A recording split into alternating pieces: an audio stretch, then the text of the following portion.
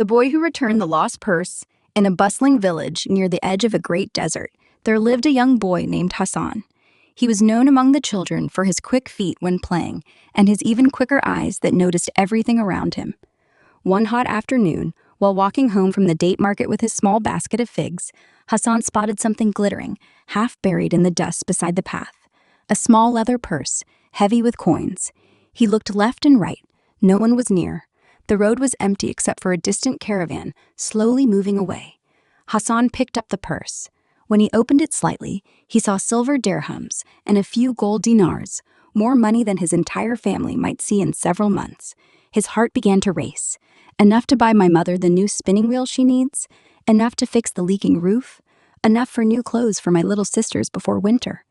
For a long moment he stood there, the purse warm in his hands. Then he remembered the words his father had repeated so many times. Ya Hassan, the eyes of people may be blind, but the eyes of Allah never sleep.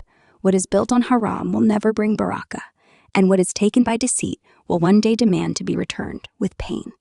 Hassan closed the purse tightly. He tied it to his belt and walked straight to the village mosque. Inside, the old imam was resting in the shade of the courtyard. Hassan approached him respectfully. Ya Sheikh, he said, I found this on the road. It belongs to someone. I do not know whose it is. The imam looked at the boy, then at the purse, then back at the boy. He smiled gently. Sit, my son. We will wait. Not long after, a distressed merchant rushed into the courtyard. His face was pale with worry. Ya Imam, I lost my purse on the road from the market. It had all the money for this month's goods. My family, we will go hungry if it is not found. The imam quietly held up the purse. The merchant's eyes filled with tears. He counted every coin. Nothing was missing. He turned to Hassan. Young man, you could have kept this. No one would have known. Hassan lowered his gaze. Someone would have known, he said softly. Allah would have known, and I would have known. The merchant embraced Hassan like a son. He took only what he needed for that month's trade and pressed the rest of the coins into Hassan's hand. No, Hassan said quickly, stepping back. I did not return it to receive reward from you. I returned it because it was not mine. The merchant smiled through his tears.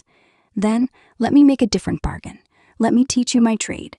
A boy with such a heart deserves to learn honest business, so that one day he may help many others. And so it was. Hassan grew up to become a respected merchant in the region. Not the richest, but the one people trusted most. Whenever someone asked him the secret of his barakah, he would simply say, I once found something that was not mine, and I remembered that Allah was watching. And the people would nod, because they understood. Honesty is not what we do when others are looking. It is what we do